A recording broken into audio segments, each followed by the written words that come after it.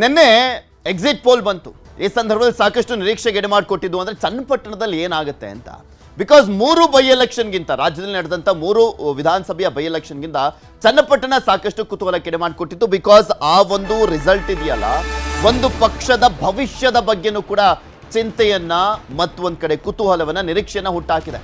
ಚನ್ನಪಟ್ಟಣದಲ್ಲಿ ನಿಖಿಲ್ ಕುಮಾರಸ್ವಾಮಿ ಅವರು ಗೆದ್ದಿದ್ದೇ ಆದ್ರೆ ದೊಡ್ಡ ಬೂಸ್ಟ್ ಸಿಕ್ಕಂತಾಗುತ್ತೆ JDSಗೆ. ನಿಖಿಲ್ ಗೆದ್ರೆ ಪಕ್ಷದಲ್ಲಿ ಪಟ್ಟಾಭಿಷೇಕ ಮಾಡುವಂತ ನಿಟ್ಟಿನಲ್ಲಿ ಕೂಡ ಫಿಕ್ಸ್ ಅಂತ ಹೇಳಲಾಗ್ತದೆ. ಉಪಚುನಾವಣೆ ಗೆದ್ರೆ ನಿಖಿಲ್ಗೆ ಡಬಲ್ ಚಾನ್ಸ್ ಅಂತ.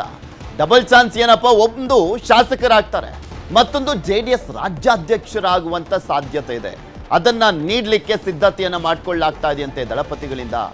ಆದ್ರೆ ಈಗ ಆಲ್ರೆಡಿ ಅವರು ರಾಜ್ಯಾಧ್ಯಕ್ಷರೇ ಆಗಿದ್ದಾರೆ. ಆದ್ರೆ ಯುವ ಘಟಕದ ರಾಜ್ಯಾಧ್ಯಕ್ಷರು ಹೆಂಗಿದೆ JDS ಪಕ್ಷದಲ್ಲಿ ಅಂದ್ರೆ, ಬಿಜೆಪಿ ಅಲ್ಲ JDS ನ ರಾಷ್ಟ್ರೀಯ ಅಧ್ಯಕ್ಷರು ಅವ್ರ ತಾತ, ಇನ್ನ JDS ನ ರಾಜ್ಯಾಧ್ಯಕ್ಷರು ಅವ್ರ ತಂದೆ ಕುಮಾರಸ್ವಾಮಿ ಅವರು, JDS ಯುವ ಘಟಕದ ರಾಜ್ಯಾಧ್ಯಕ್ಷರು ನಿಖಿಲ್ ಕುಮಾರಸ್ವಾಮಿ. ಈಗ ಸ್ವಲ್ಪ ಪ್ರಮೋಷನ್ ಇದ್ರ ಬಗ್ಗೆ ಇನ್ನಷ್ಟು ಮಾಹಿತಿಯನ್ನ ಕೊಡ್ತಾ ಹೋಗ್ತಾರೆ ನಮ್ಮ ಪ್ರತಿನಿಧಿ ಹೆಬ್ಬಾಕ ತಿಮ್ಮೇಗೌಡರು ನಮ್ಮ ಜೊತೆ ನೇರ ಸಂಪರ್ಕದಲ್ಲಿ ಜಾಯ್ನ್ ಆಗಿದ್ದಾರೆ. ತಿಮ್ಮೇಗೌಡ್ರೆ, ನಿಖಿಲ್ ಕುಮಾರಸ್ವಾಮಿಯ ಗೆಲುವು ಮತ್ತೆ ಸೋಲಿನ ಮೇಲೆ JDS ಭವಿಷ್ಯದ ಚಿಂತೆ ಕೂಡ ಇರುವಂತದ್ದು, ಸಾಕಷ್ಟು ನಿರೀಕ್ಷೆ ಕುತೂಹಲಗಳಿರುವಂತದ್ದು, ಯಾವ್ಯಾವ ರೀತಿಯಾದಂಥ ಲೆಕ್ಕಾಚಾರಗಳನ್ನು ಹಾಕೊಂಡಿದ್ದಾರೆ ಗೆದ್ರೆ ಮತ್ತೆ ಸೋತ್ರೆ?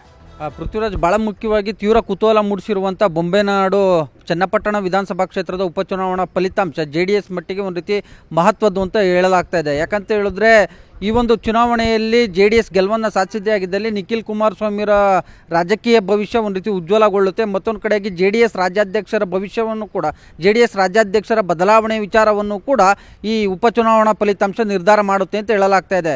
ಯಾಕಂತ ಹೇಳಿದ್ರೆ ಈಗಾಗಲೇ HD ಕುಮಾರಸ್ವಾಮಿಯವರು ಏನು ಕೇಂದ್ರ ಸಚಿವರಾಗಿರ್ತಕ್ಕಂಥ ಹಿನ್ನೆಲೆಯಲ್ಲಿ ರಾಷ್ಟ್ರ ರಾಜಕಾರಣವನ್ನು ಪ್ರತಿನಿಧಿಸ್ತಾ ಇದ್ದಾರೆ. ಮತ್ತೊಂದು ಕಡೆಗೆ ಒಂದು ರಾಷ್ಟ್ರ ರಾಜಕಾರಣಕ್ಕೆ ಹೋಗಿರ್ತಕ್ಕಂಥ ಹಿನ್ನೆಲೆಯಲ್ಲಿ ಸಹಜವಾಗಿ ಇಲ್ಲಿ ರಾಜ್ಯ ನಾಯಕರಿಗೆ ಈ ಒಂದು JDS ರಾಜ್ಯಾಧ್ಯಕ್ಷ ಸ್ಥಾನವನ್ನು ಬಿಟ್ಕೊಡ್ಬೇಕು ಅನ್ನುವಂಥ ನಿಟ್ಟಿನಲ್ಲಿ ಚರ್ಚೆಯೂ ಕೂಡ ಆಗ್ತಾ ಇರ್ತಕ್ಕಂಥದ್ದು. ಸೊ ಹೀಗಾಗಿ ನಿಖಿಲ್ ಕುಮಾರಸ್ವಾಮಿ ಅವ್ರಿಗೆ JDS ರಾಜ್ಯಾಧ್ಯಕ್ಷ ಸ್ಥಾನವನ್ನು ಕೊಡ್ತಾರೆ ಎನ್ನುವಂಥ ನಿಟ್ಟಲ್ಲಿ ಒಂದು ಚರ್ಚೆ ಆಗ್ತಾ ಇತ್ತು.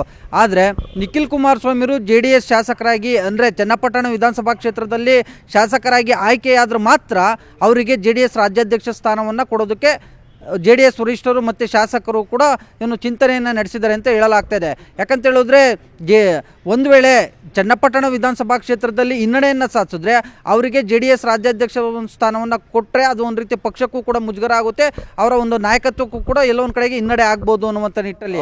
ಹೀಗಾಗಿ ಗೆಲುವನ್ನು ಸಾಧಿಸಿದ್ದೇ ಆಗಿದ್ದಲ್ಲಿ ಅವರ ಒಂದು ವರ್ಚಸ್ಸು ಕೂಡ ವೃದ್ಧಿ ಆಗುತ್ತೆ.